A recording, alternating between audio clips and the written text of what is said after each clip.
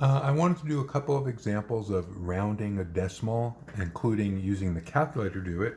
So here's an example. Round 17.341 to one decimal place.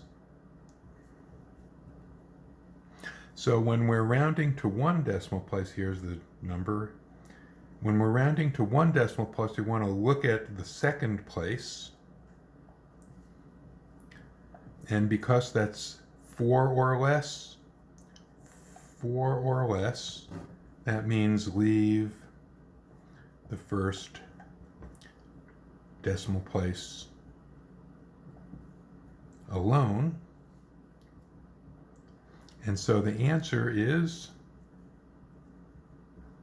17.3. Now you can do this on the calculator.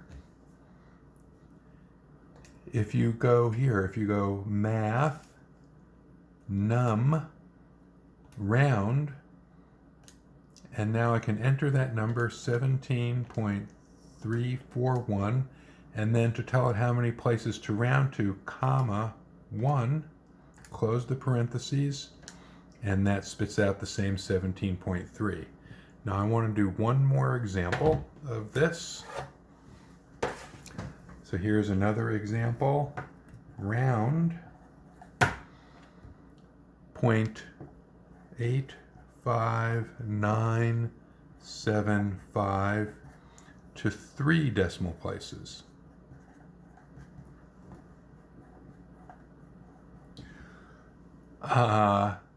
Again, here's the decimal again, 0.85975. Because I want to round it to 3 decimal places, I want to look at the fourth place, which is that 7 there, and because this number is 5 or more, that means we're going to what they call round up. Now the thing is, because the third digit is a 9, to round up, I have to change that to a 0 and then increase this 5 to a 6. And so the rounded decimal is actually 0.860.